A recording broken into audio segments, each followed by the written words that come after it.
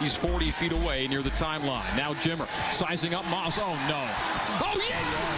Oh, yes! Oh, yes! Oh, no. Oh, yes. Jimmer Range is back. This time we're taking a look at the first weekend of the 2023 NCAA Tournament. I'm Carl Heiser. Alex is unfortunately not with us today. He's busy today catching up on some sleep from his red-eye flight from Sacramento, where he was credentialed media for the NCAA Tournament. So Alex, Big J journalist. But I am joined by Ryan Hammer, friend of the program. Very happy to have him with us. Ryan, how are you doing? Appreciate you having me on. Definitely a friend of the program. I like the way you put that. I don't know. Is this the second or third time we've had you on? I honestly don't know. Right. I feel like we've done other things also together of like live streams and like the 2 Pointers podcast and like a bunch of other stuff. So it feels like a lot. So yeah. So definitely in friend of the program territory.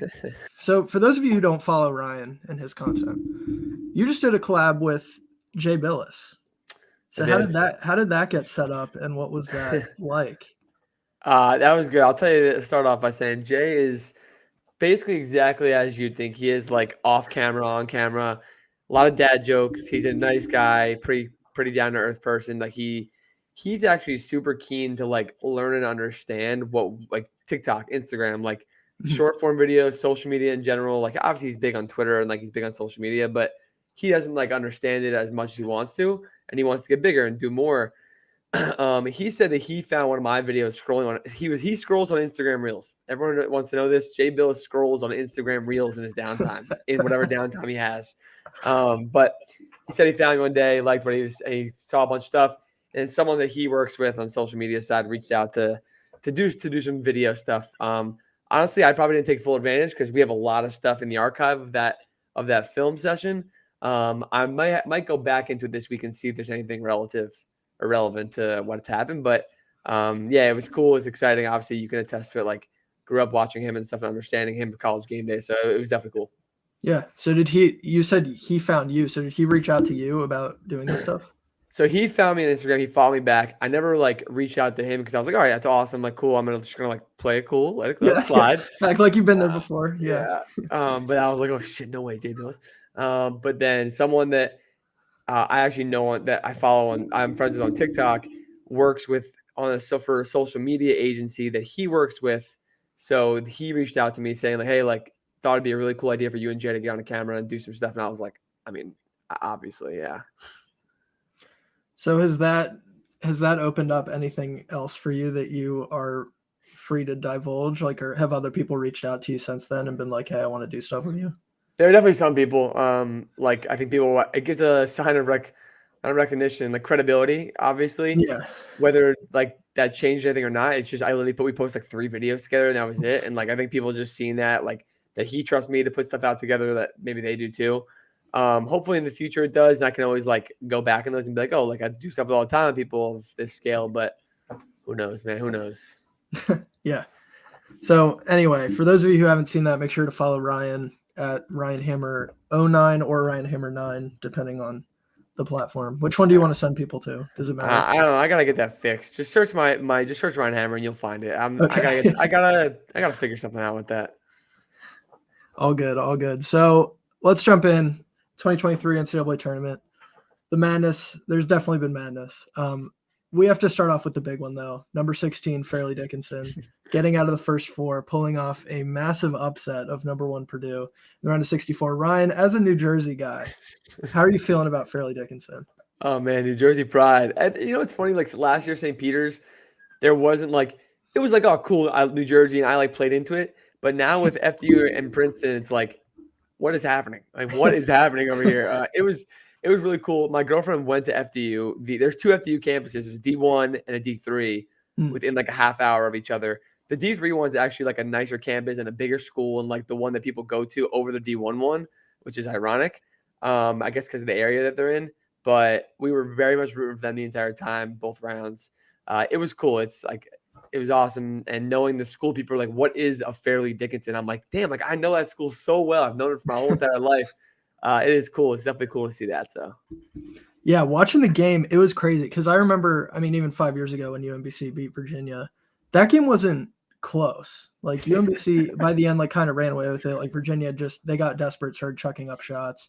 But this one was like pretty close the entire way, because say what you want about the rest of Purdue, Zach Edey would not let them go quietly into that good night, even though they were like the game plan for FDU was crazy. Like every single thing that gave Purdue problems, like at any point this season, they were doing it. So they were just triple teaming Zach Edey. And even though they're the shortest team in the country and they weren't going to be able to block him, they didn't have anybody who can compete with him size wise. They're like, all right, we'll just make him wade through a sea of bodies every time he gets the ball, try to slow him down as much as possible. We'll pressure the freshman guards. And if Zach Edey kicks it out, there's a bunch of guys open on the perimeter, but we'll let them, if they make the shots, then we'll see if they beat us. But I have never seen a player lose confidence over a 40-minute stretch like I have Mason Gillis in that game. Like he, by the end, was just passing up wide open shots. It was crazy to see. And this is, I mean, I think we'll touch on Princeton as well, but this was something that just watching both this game and the Princeton-Arizona game, you could tell by the body language at some point that the guys had just like given up. They're like, all right, this is just going to happen. Where like just all the fight was gone from these guys, and they stopped in a weird way, stopped going away. Like they started going away from what made them successful during the season. Like Zach Edey didn't touch the ball for the last 7 minutes of that game. Like Tubelis didn't touch the ball for the last like however many minutes of that game. So right, and they didn't even need three. Like Purdue at one point, whether down 4, down 6, up 1, they didn't need threes ever. But they were like forcing those looks because they were down. They were panicking because they don't play from down at all. Mm-hmm.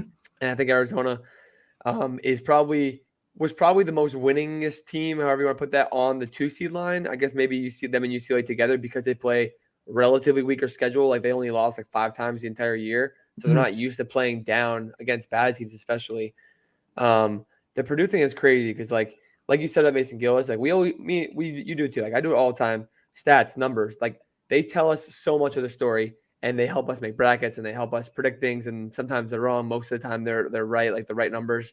But people talk about the human factor and like the it factor and like motivation, intensity, like game prep. Those are things that play into situations like that, where like you said, like Mason Gillis, just like who is a serviceable player, all of a sudden is like, I can't be on the floor basically, and I'm going to be useless if I am. And like it's a really wild part that you can't predict, you can't project, especially in a game like that. But like that's what makes March Madness, because like people are human beings and like that shit just happens.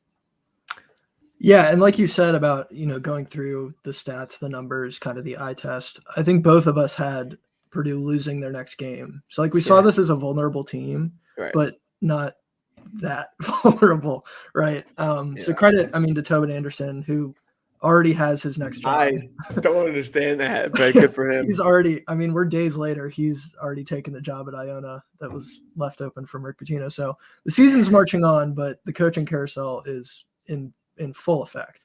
I'll never understand the coaching carousel. I understand it, but like I'm a proponent of hiring mid-major coaches that are successful. Like Paul Mills just got the Wichita State job, but he's been like good at ORU for years now, for 3 years, but realistically a little more. But like Tobin Anderson's had one good win, and they're like, oh yeah, let's just hire him, local guy. Again, props to him, but like I'm trying to wrap my head around it. Like, I don't get it. I don't fully get that part of it. But right, I think he was coaching in D2 2 years ago. Yeah, exactly. Right? And like the track record isn't totally there. But right, they haven't won anything. They haven't won a conference tournament. They haven't won a conference other than beating Purdue once. Yeah, right. But again, and beating 14-20 Texas Southern in the play-in. Like, I am not trying to knock them. I love him. I love his intensity. I love his motivation. The game plan was great, but like, I don't know, does 40 minutes of basketball like get you people are like, oh, it's not even that much of a better job. Like, it is definitely a better job. Iona versus FDU. So I don't know. Yeah, so we'll see how that pans out for him, but definitely props to him. Yeah. They did not. So one of the Cinderellas that we talked about, Princeton, they're in the Sweet 16, right? Pretty hard team to game plan for on a one day notice. That Princeton offense is not easy to get through. But Fairleigh Dickinson, they were kind of they're running on vibes a little bit. So they lost their name to Florida Atlantic, who, speaking of mid-major coaches, Dusty May could definitely be in play for something. Get him a high major power job. What power school is still open right now? I think Notre Dame is still open, right? Oh yeah, good point. That's a weird one, but I'm trying to think of like if any of those schools like I think regional thing is definitely influences a big part of it. So like if any of the Florida schools or South Georgia, Florida's still open because Mike Brady didn't USF, take that yeah, that was job. weird. But like, is that really a step up for him to go to Right, USF? yeah. Like maybe in conference technically, but like I feel like if he leaves, obviously Golden just got to Florida, but like Florida, or if Leonard Hamilton all of a sudden got booted from FSU for this year, like stuff like that, I think makes a lot of sense. The Georgias, the Alabama schools, et cetera, and stuff like that. But who knows? Yeah, he was definitely getting floated around for the Ole Miss job before Chris Beard ended up with it. So, Oh my God. yeah, what are you gonna do? But you've been a big believer in this Florida Atlantic team for a lot of the season. Like I know you've made content and put out tweets and stuff, and it's weird because even though they're in the Sweet 16, it seems like a lot of people haven't really caught up to how good this Owls team is. Yeah. Which is funny because I think both of us don't really think they should be here in the first place, but I don't know that we have to. We maybe can get into that. I don't know. No, you posted a video about it. They should have gotten Memphis should have gotten a timeout call with 5.5 seconds left. They get a timeout call. Kendrick Davis hits, or was it Lomax on the floor? Maybe it wasn't Kendrick Davis. They hit free throws. FAU chucks up a prayer. Game's over. Memphis is playing in MSG on Thursday. Like I'm not. I've done this so many times this week. I'm so upset. Yeah, so I recorded that video. I ended up putting it on private because I just like watched it back. I was way too hot in that video, but I really believed in that Memphis to the Final Four pick. And They'd be playing really think against Tennessee, so yeah, I think like they had good matchups moving forward. Like FDU took care of Purdue. So it stinks, but that's let's not take away from FAU is very good. Dusty May's an awesome coach.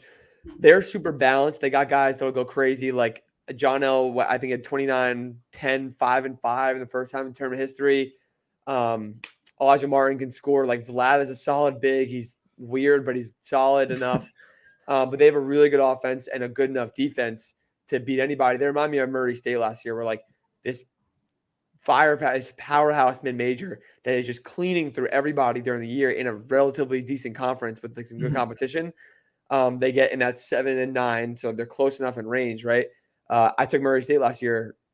I want to say to the Elite Eight. I think I took them. They ended up losing to St. Peter's. Same thing. I was like, oh, this is easy. Once St. Peter's won, I was like, oh my God, like Murray State's actually going to make this run. I felt the same way about Memphis because the Purdue game was first, and I was like, oh my God, Memphis is going to the Sweet 16. Let's go. And then, but FAU is very good, and like they remind me of Murray State last year. They can keep winning. They can do it. I think Tennessee is going to cause a lot of problems for them, though, on their offensive schemes and sets. They haven't played. Memphis is good at defending the three.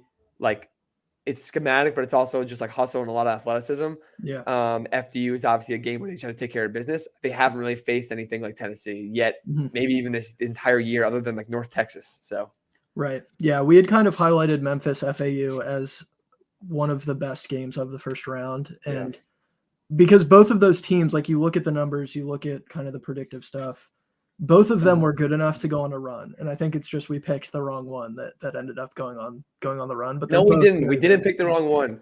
I stand by that pick. I think in my bracket, I have 7 of the 8 Elite 8 teams in, and that's the one, and I stand by it. It should be 8 out of 8. It was a good pick. Like them losing doesn't make it a bad pick especially because of how they lost and how good the game was. So it's just annoying. It is. Yeah, but it sounds like your bracket's still pretty good. I'm okay. I'm doing well. How is yours? I'm hanging in there. I still got, my East region, like I labeled it the region of chaos, and I just picked like the wrong chaos. Like I thought about Michigan State over Marquette and then just didn't do it. That's what's keeping me alive. I have them winning again. So okay. I'm alive there. I still have 3 of my 4 Final Four, and then I think all of my Elite 8 other than the East are still alive. So we're doing okay. There you go. We're doing okay. Yeah. So we'll see. I mean, it really ultimately, just because of the way the scoring works, it's basically just, is Alabama going to win? Yeah. The one thing that bothers me about bracket, like the pool scoring, because I've never done a pool where you get more points for upsets. I know some people have done that. But there's this in my work pool, the girl who's in first did not pick a single upset in the bracket. But you do get more points for picking upsets? No, so you don't. Okay. So you don't. But she didn't pick a single one, and just by virtue of picking chalk, like her bracket is in first place. Which someone's asked me that like 2 days ago, like, oh, like, do you think like picking the upsets is good? Because like I got Furman right, but I'm still in like 50th place out of 60. I'm like, well, because the game matters. You get 10 points out of like a million, out of whatever, 1,000 points you're gonna get or whatever it is. Yeah. And I was like, honestly, like if you just pick all the ones and twos to get out to the Sweet 16, and then pick 3, 4, 5, 6, just like scatter them however you like, you're gonna have like more than half the Sweet 16 and more than half the Elite Eight, and then just pick a 1 seed to win it all, and you'll be fine. Like, Yeah, exactly. So that's my one gripe with how the bracket pools work. But I will say my Friday night was just the most brutal run of games for me because I had Memphis. They got just screwed by the refs. I had Drake, who gave up a 16-1 run to close the game, and they lost. And then I had Arizona State, who gave up. They should have won that game too. 15 to something run to close the game, and they lost on a last second shot. So pretty tough, but that's just kind of the way it goes. That is when painful. It comes to March Madness. But we didn't get none of those none of the upsets happened in that case, which I was kind of frustrated. Right. by. Usually in those like crazy endings and crazy games, you get like the ASU one is a really good example. That's a really good point. Yeah, so we can stick in the East region because Tennessee finally broke through to the Sweet 16.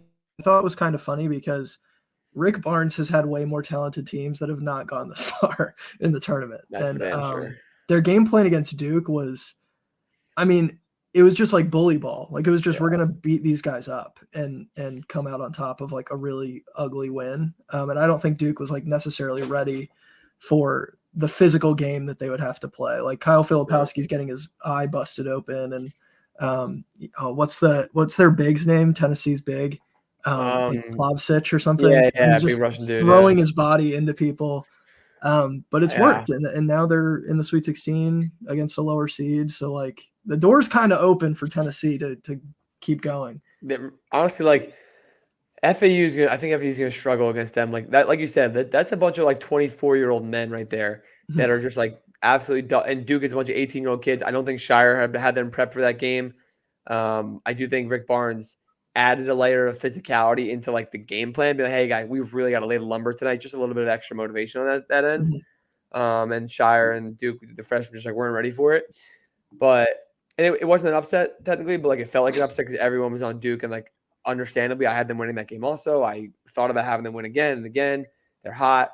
But yeah, it feels like a lot of those games that you don't expect to go that way this year in the tournament all around are the teams that just like they don't stop ever on the defensive end, and they just like, I keep using the phrase crunch the game down and like take teams out of what they do best. Princeton took Arizona out of what they do best in pace. Princeton, they did the same thing to Missouri and like literally dominated them from basically start to finish, like absolutely dominated them.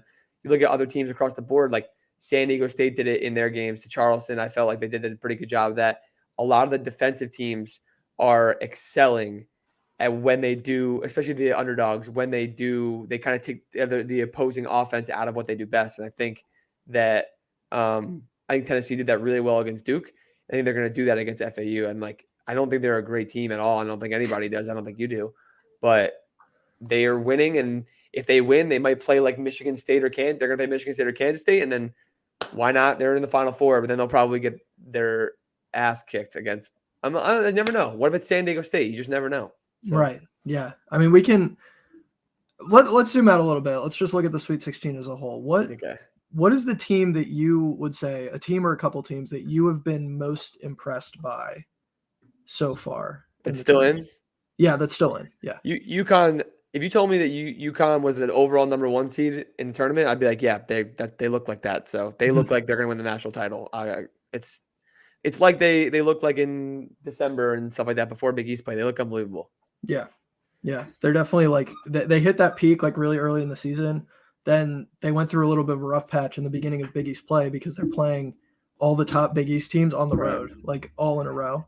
Right. But now they're like kind of back on the upswing after hitting that rough patch. And yeah, they're dangerous. They're really dangerous. Like there's not one aspect of the game they're not good at. They're a very good defensive team. They're very good offensive. They can play at any pace. There was like I did a pace and adjusted net rating chart before the tournament. And I posted it again today to look at it. There were 4 teams in like I call it the cream of the crop, where they're at really high efficiency and they play both fast and slow whenever they need to. It was like FAU, UCLA, UConn, Texas. They're all in. They're all thriving right now. And UConn like was right dead in the middle. I'm like, they do everything. They got size. They have guards. They can shoot. They can play inside. Like there's nothing that they cannot do. And it is scary.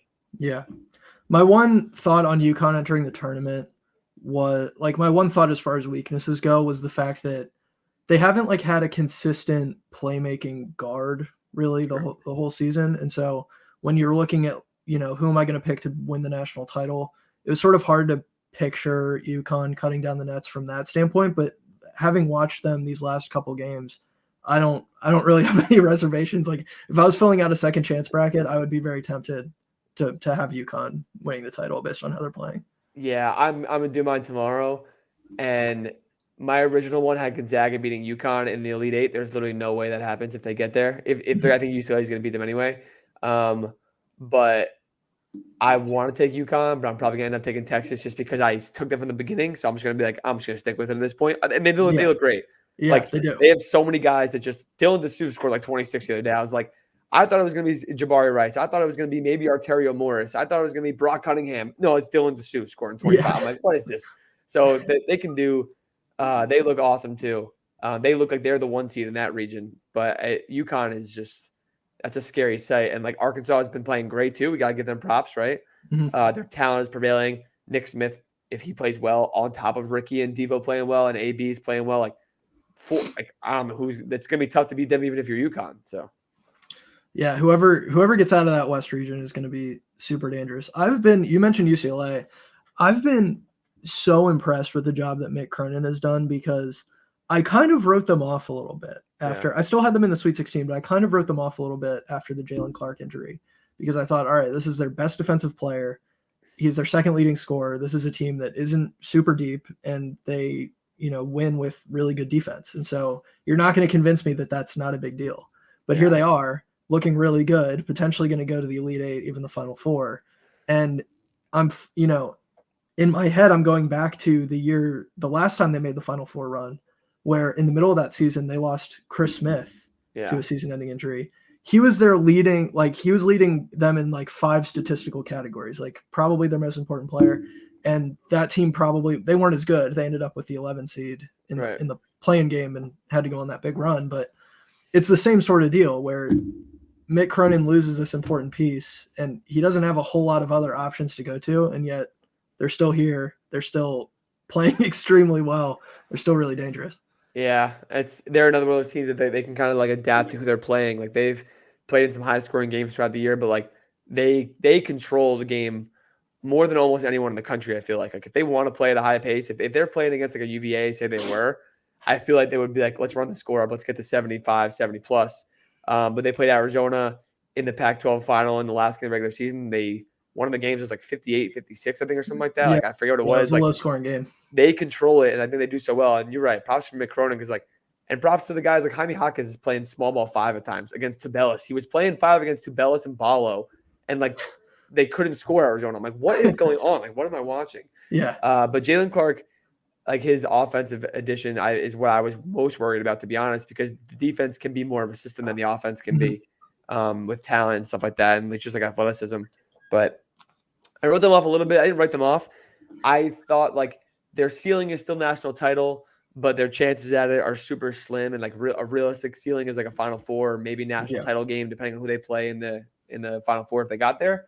But we'll see. Like UCLA Gonzaga is a pretty polarizing matchup, but it's gonna be a lot of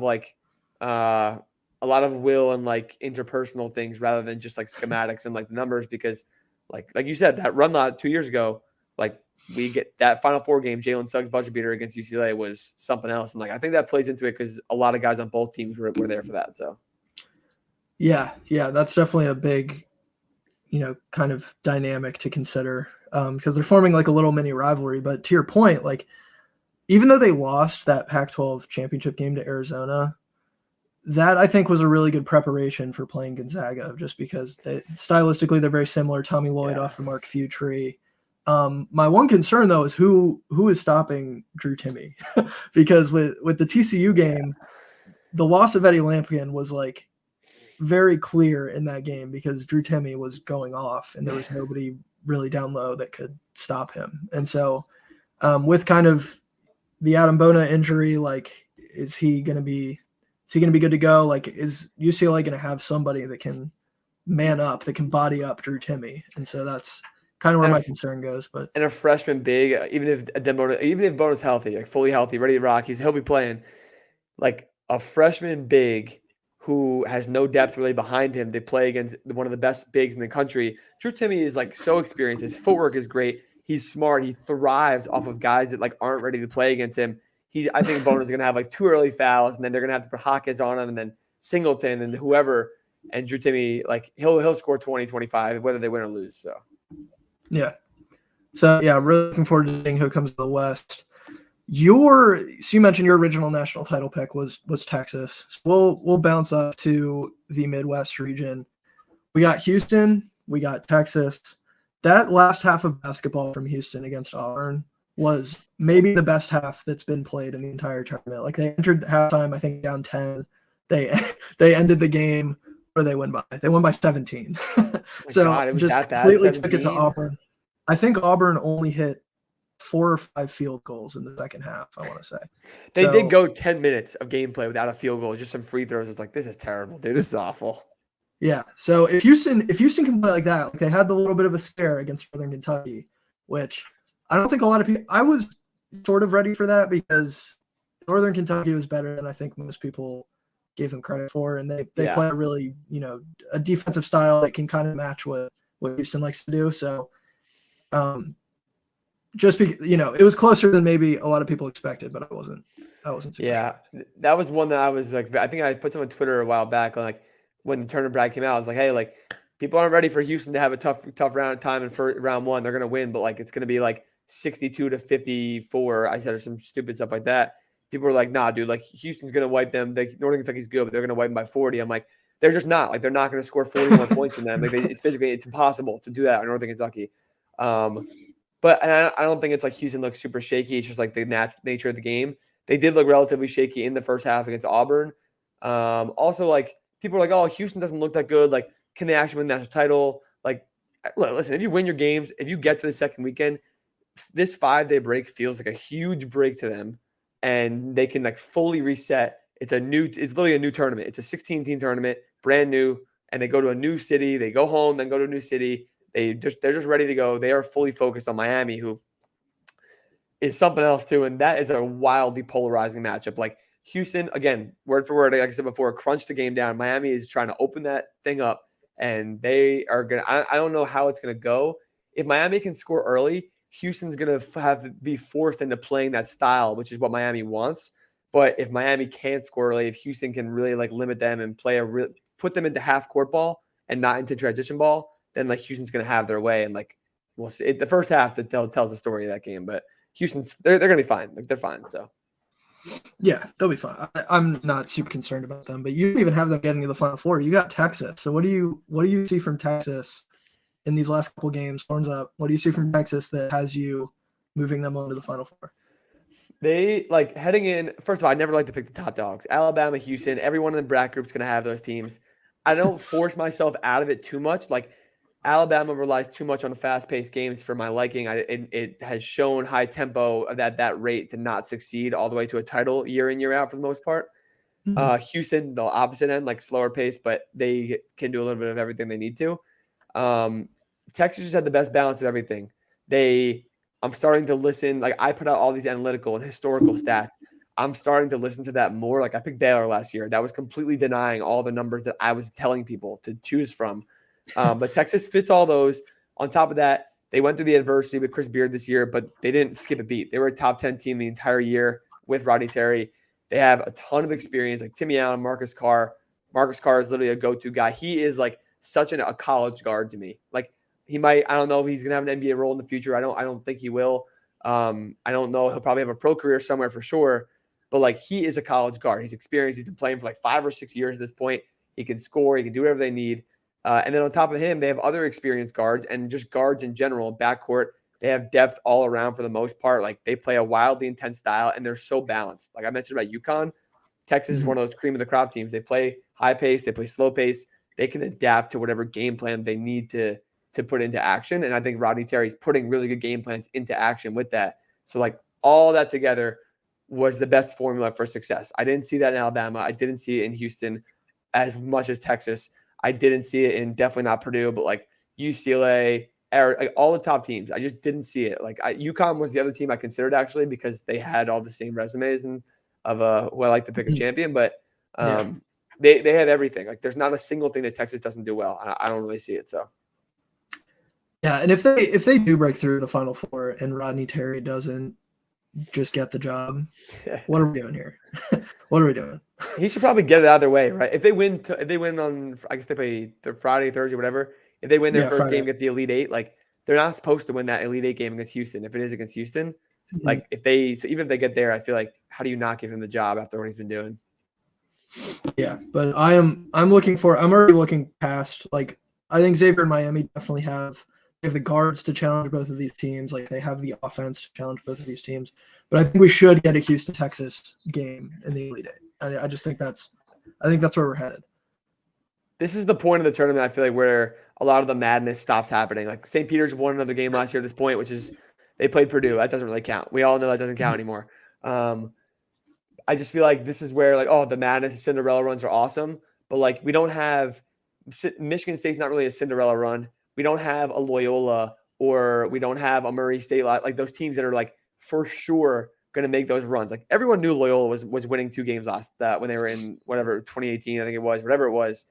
And like we don't have those teams that are on those Cinderella runs. It's Princeton. So I think this is the stage of the tournament where you see Creighton take care of business and like Miami struggle a little bit against Houston, and like all those top teams start winning now.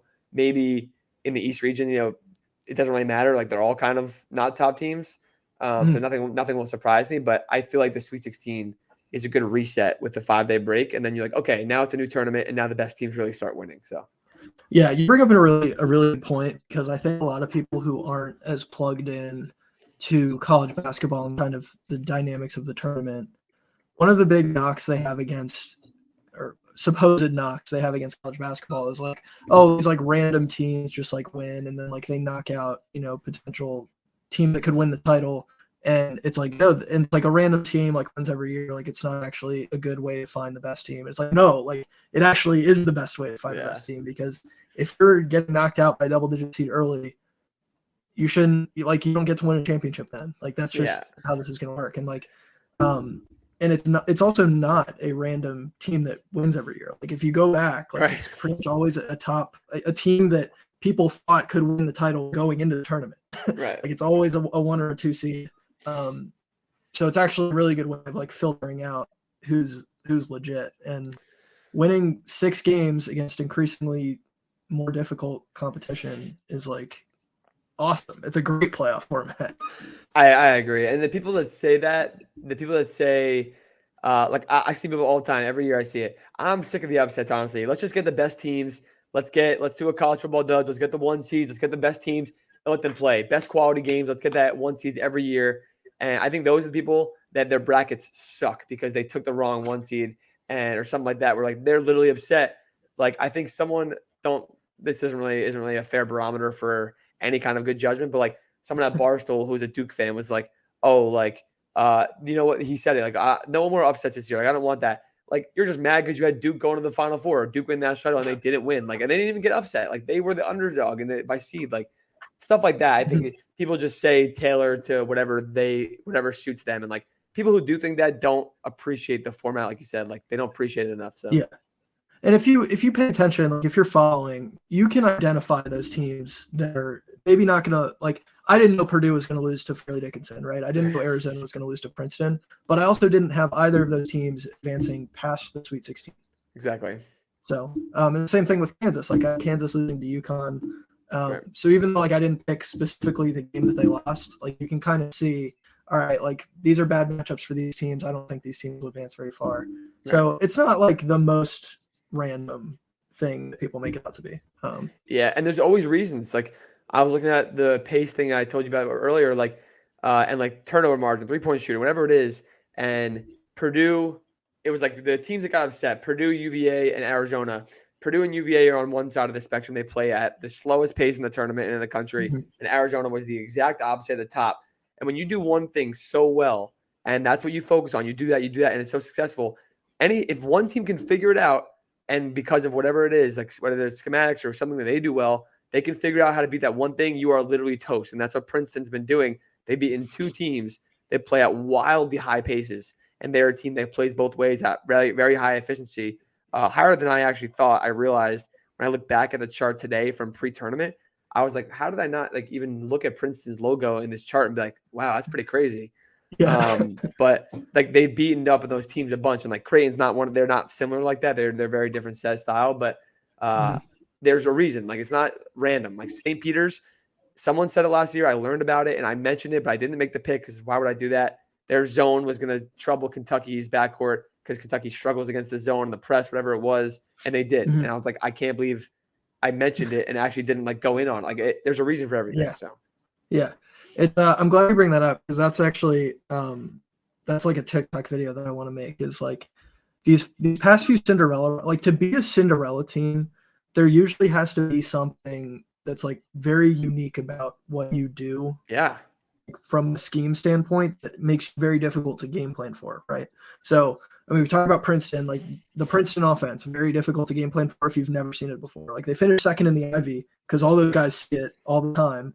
Plus, they're playing like weird back-to-backs every other weekend, and like who knows like what that does to your team. But so they have that. It's difficult to game plan for. Like we saw it with Missouri. You mentioned St. Peter's zone, like they also had like really good like out of bounds plays like that were like super intricate, like really cool stuff that Shane Holloway was throwing out there. When Oral Roberts went on the run, no disrespect to like Dwayne Washington and Colin Castleton, but like Oral Roberts pretty much had the 2 best players in every game that they played. And like, that's not something that's you ever really see with a 15 seed. Right. And then like with, I mean, FDU, I don't know that they had anything. I'd have to, break it down more, but like I don't know that they had anything super unique, but they threw out a really good game plan to stop Purdue, which is maybe more of an indictment on Purdue than it is. Especially when it's one game. Like I also don't consider that a Cinderella. Like I saw one of those stupid videos of like we're gonna draft our favorite Cinderella runs of the best Cinderella runs of all time. The first pick was UMBC. I was like, they won one game and then got torched the next round. Like that's not a run. Yeah. Winning one game is not a run. It's got to be two games, a run of two, not a run of one. Right. But you're right. Like UVA that year, Purdue this year, they don't like they're just put themselves in vulnerable, susceptible situations the way they play, and that's like and they lose because of it. To like Purdue would have lost to any team in the tournament other than like Texas Southern probably in that game, like literally and almost any team in the entire tournament. Other than a Big Ten school, actually, too. It doesn't really count. Right. Yeah, the way they were playing was just not conducive to winning. Exactly. And like you're right, though. They always do one thing well. And like Oral Roberts this year, everyone was like, oh, Oral Roberts and Charleston. Charleston had a bad matchup. If Charleston would have played against like who are the other 5? Who is a good offensive 5 or 6 or like something like that? Like if they would have had TCU, Charleston probably would have beaten TCU because Creighton. Charleston plays a style. Who? Creighton. Right. And exactly where they're not playing against a team like San Diego State that is athletic and physical defenders. That's the exact opposite of what was good for Charleston, and everyone still took it anyway.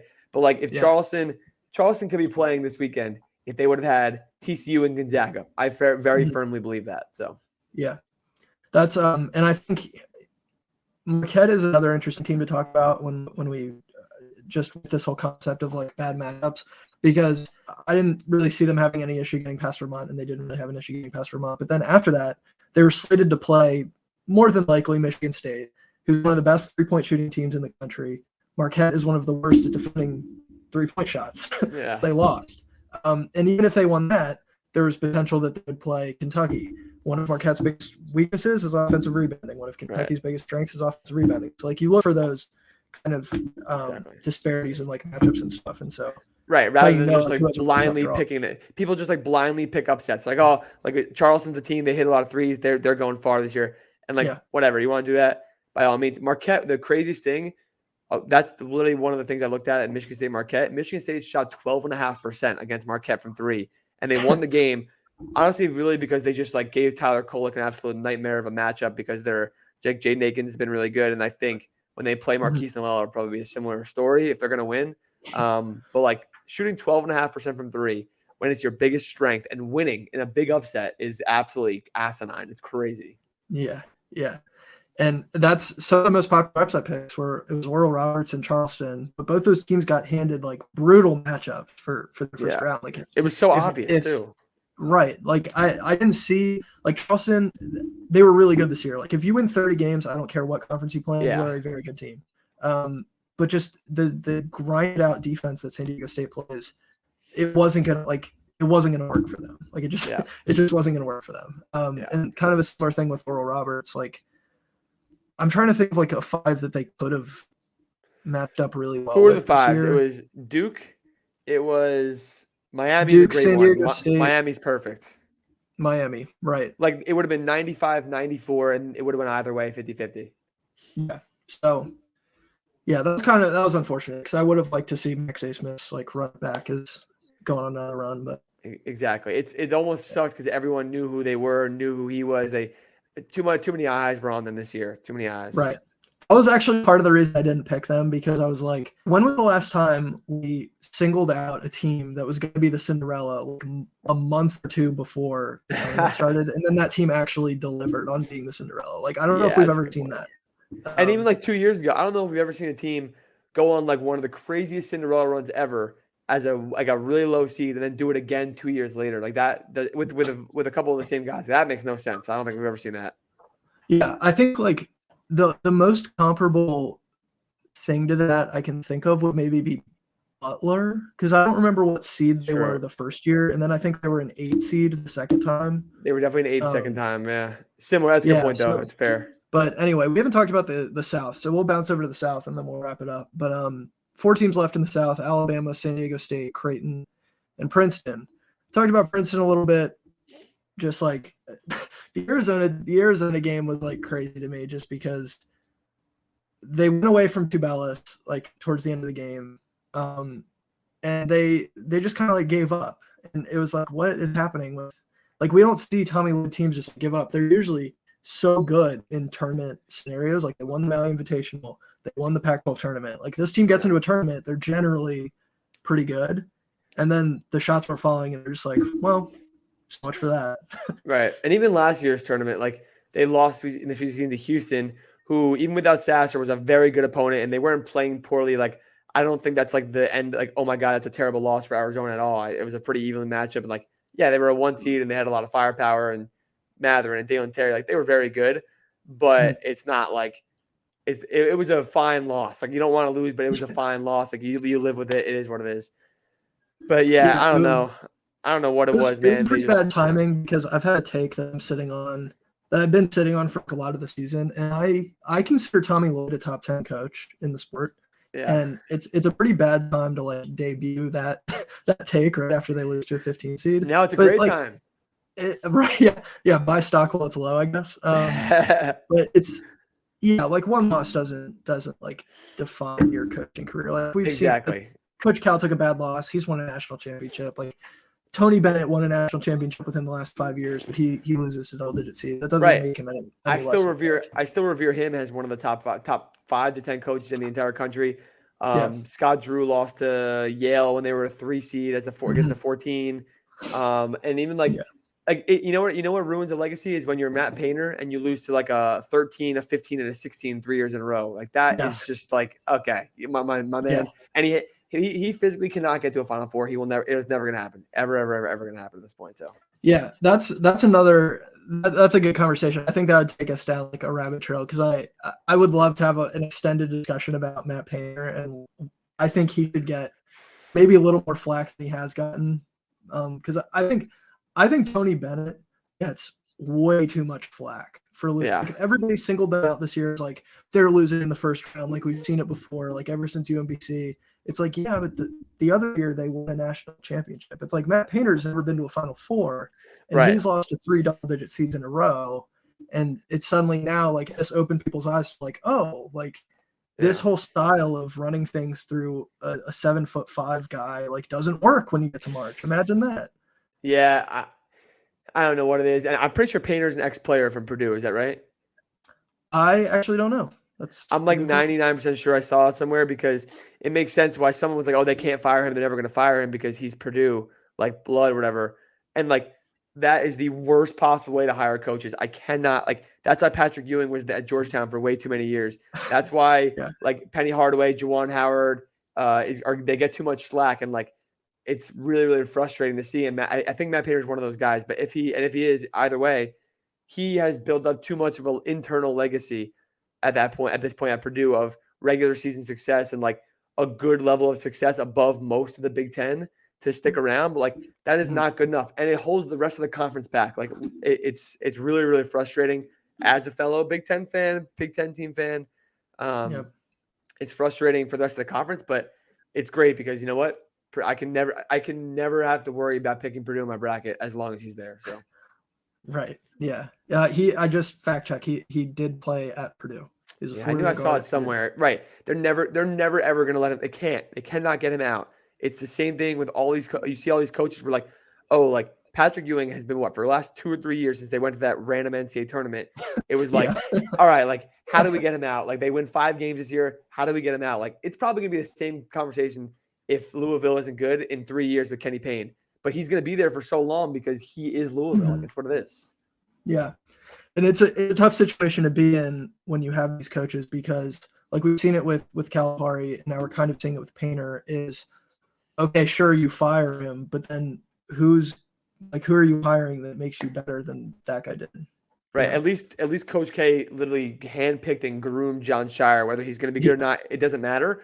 But to be fair, if John Shire is not good in the next 4 years, they can't fire him. They can't fire him for the next decade because he is Coach K's handpicked man for the last how many years it's been that they've probably known each other, decade. So you can't. But at least he is built from the system as a coach and a player, not just a former player. And he was handpicked for a reason to keep on the legacy and keep on doing what they do because they'll be fine. They're Duke. They're always going to be fine. Yeah. But Cal, it feels like Cal doesn't have that guy. Not that we know of, at least. And I think that's a big, big, big thing. So, sure. We'll bounce back to the South region. We got a little bit off track there with some of the coaching stuff. But I think one of the teams, we're talking about teams that you're really impressed with. I'm really impressed with Creighton. Yeah. Creighton looks really, really good. And this was always a team that they have a lineup full of guys averaging double digits. They have 5 guys who can beat you on any given night. Hulkbrenner came up huge for them against UCSB. When the team could not buy a basket, he went off for 27 points, a career high, basically. He's so hugely important to what they want to do because he can both score in the post and then on defense, when he's not blocking shots, he's altering them or at least discouraging guys from driving into the lane.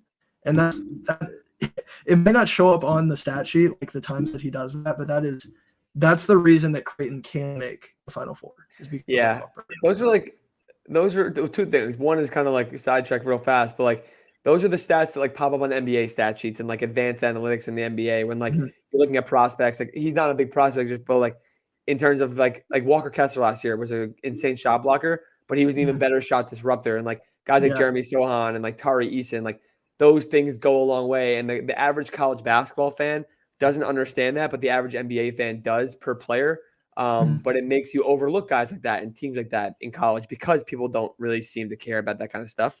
My other question for you is a question for you, actually, my other thing. Okay. If Creighton was in the national title game in whatever it is, a week and a half, would you be surprised? How surprised would you be on a scale of 1 to 10?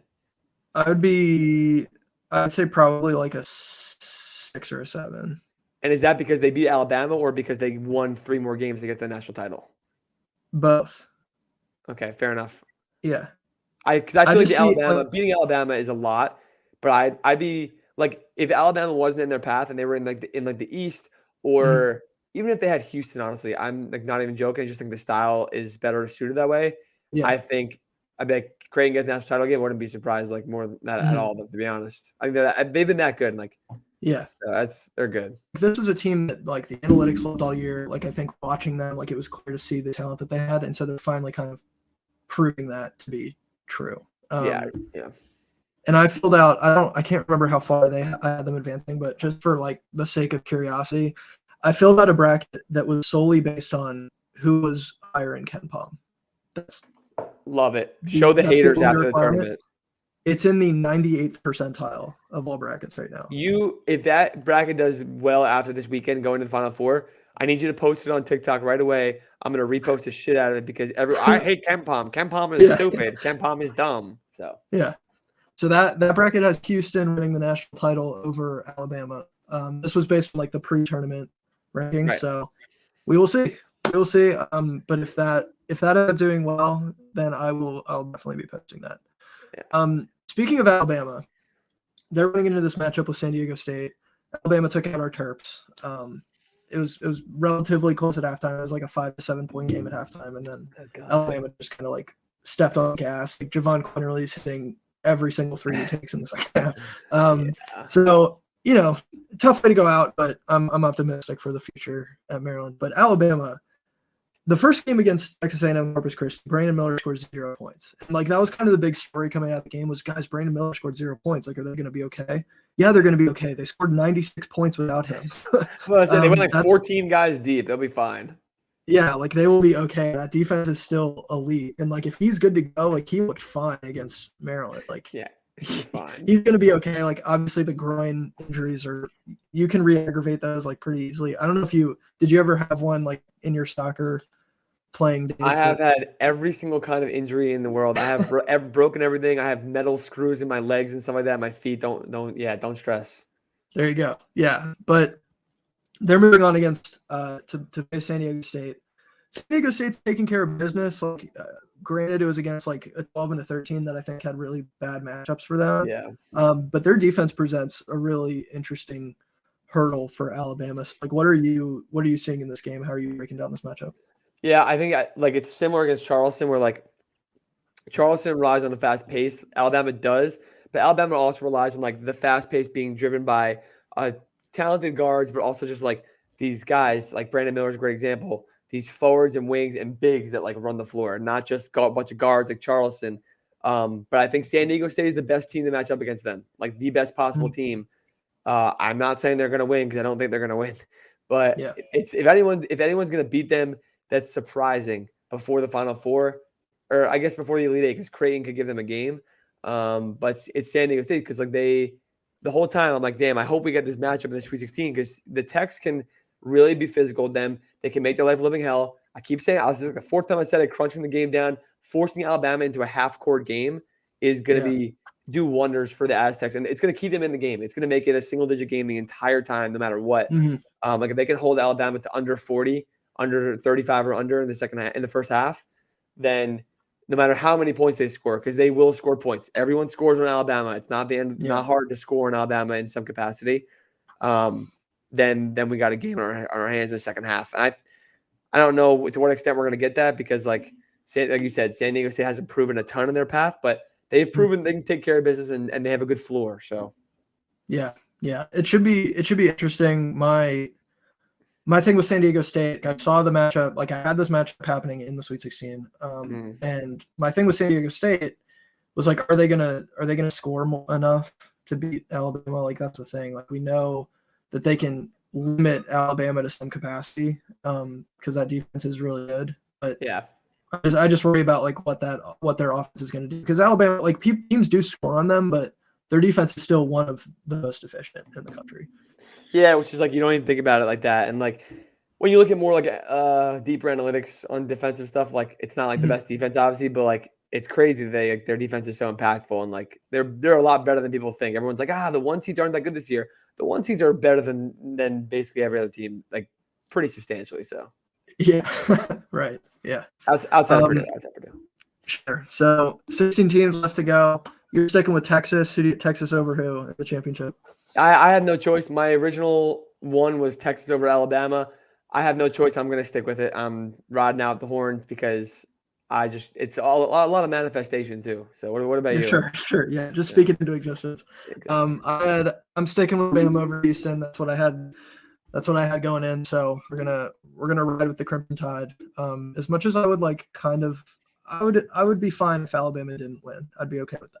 I would love it. And the country would love it for obvious reasons, but indeed. Yeah. But that's I put out my Final Four prediction video, and when I was talking about the Alabama-Houston matchup that may or may not happen, like Houston playing the national championship game in Houston, Texas, will be the most pressure they've faced all season. Alabama, in a weird way, has already had the most pressure that they faced all season with their off-court stuff. So who knows if that's like a factor, but we've seen Alabama respond well to pressure. So we will see. But only like a couple more weeks left, then we're done with college basketball. Then it's on to the NBA draft. It's crazy. I love March Madness, but now that the first weekend is gone, like I hope people don't take this the wrong way. I'm actually excited for like a little bit of relaxation. Like I have not been okay mentally, all this stuff going on. Like I just need to like go to a tropical island somewhere. Oh my God. Absolutely. Yeah. And my computer will be really thankful because I've had way too many tabs open for the last however long. So, too many Ken Pop tabs. Yeah, way too many analytics, stats tabs, and sports reference pages. Just lots of pop-up ads. So my computer will be thankful when March Madness is over. But that's going to do it for us. Big thank you to Ryan for coming on this episode of the Gym Range Podcast. Ryan, is there anything you would like to plug as we exit? I think people know where to find me. Hook them. That's all I got to say is hook them, all right? Hook them. Love it. All right. You guys can follow the Gym Range Podcast at Gym Range Pod on TikTok, Instagram, Twitter. You can find the podcast on Spotify, YouTube, Apple Podcasts, wherever you find it. So big thank you to those of you who are listening, who are watching.